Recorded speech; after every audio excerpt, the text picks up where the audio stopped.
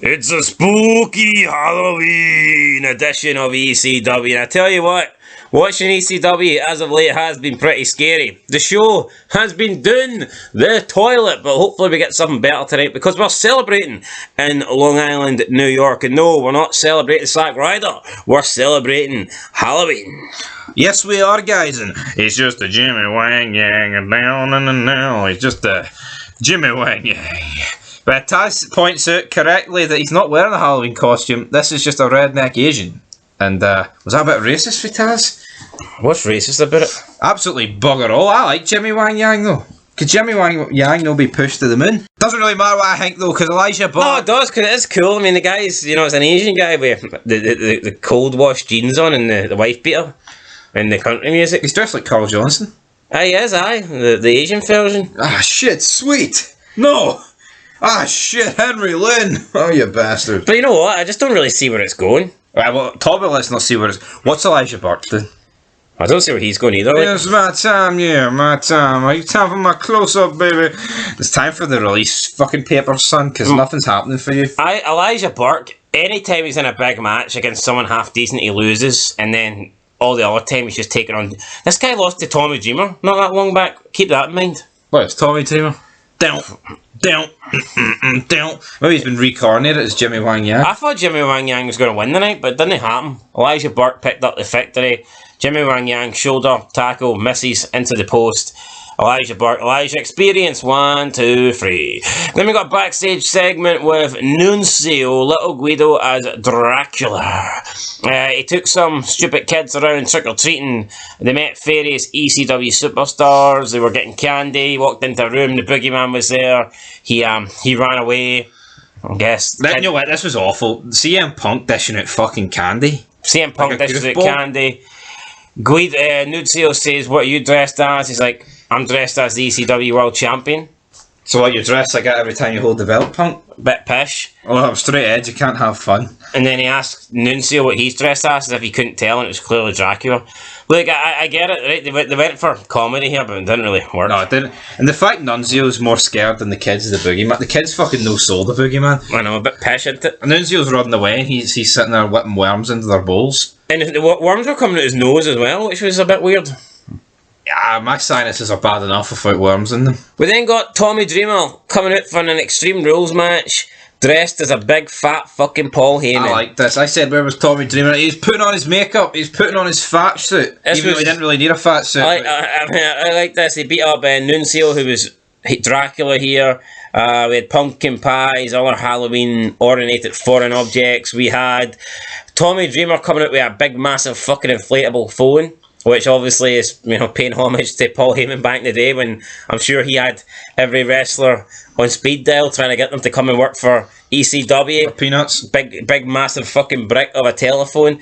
Like, this is probably... I can't remember the last time I seen an Extreme Rules match.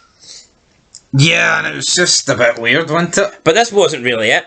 This was more just your basic... Halloween banter match? Yeah. It wasn't extreme. I would not say this was an Extreme Rules match. I don't think we really ever get another Extreme Rules match in ECW at this point. I mean, yeah, we'll probably get a tame one where there's like a couple of canes and maybe a table or whatever. But the last good one was the 4-on-4 new breed against the originals.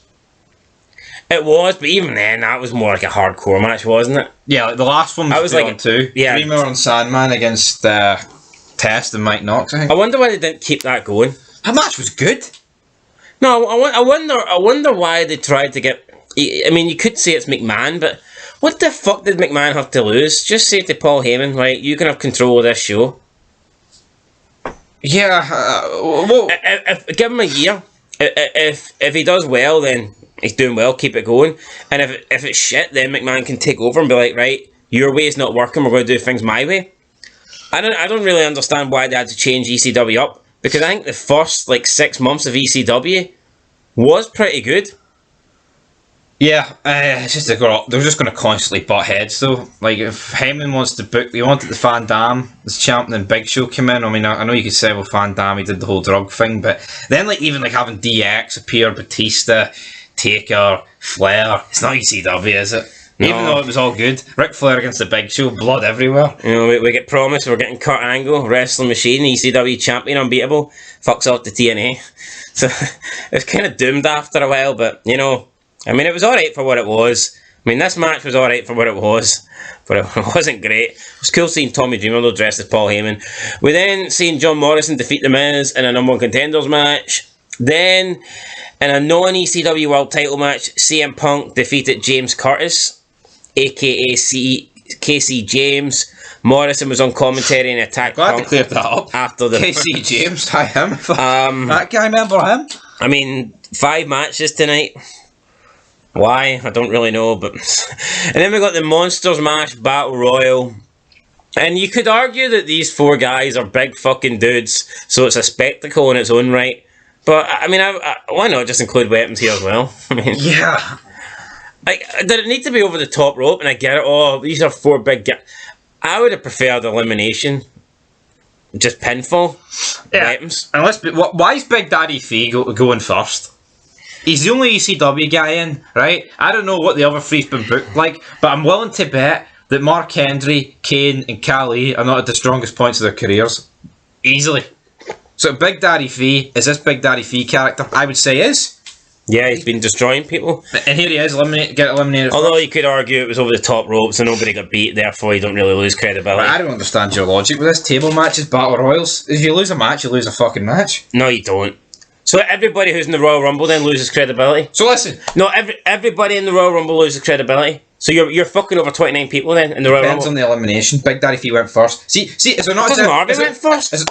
Alright, is there not a difference between Khali in 07 and 08? When he eliminates like 20 people, then in 08, Taker just fucking throws them over 10 seconds in. There's big difference. There's ways to get eliminated and ways not to get eliminated. Do you think Big Daddy Fee got eliminated poorly here? Yes. I feel like he should have been he should have been the last guy to go. Not the first fucking guy. But they were trying to build up Kane and Mark Henry for some reason. Yeah, exactly. No reason whatsoever. Anyway, guys, Kane loses to Mark Henry. Big Daddy Fee eliminated first, then Khali. So, yeah, interesting. Didn't really get it. Is it interesting? I don't know. I mean, it was an alright show. I'll get a 3 out of 10. I mean, Kane eliminating Big Daddy Fee, I guess that gets him revenge after Big Daddy Fee fucking molested him last week, so maybe that's why he eliminated him first.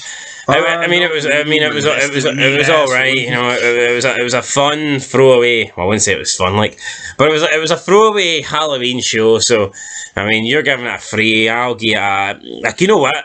The main event is pretty.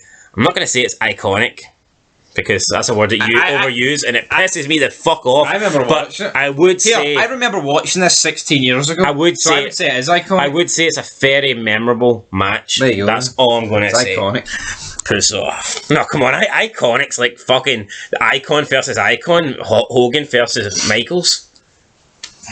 I mean, it's not this shit. Anyway, guys, I'll get a 4. 3.5. 3.5 out of 10. That's your whack. Catch you in the next one. Till then, peace.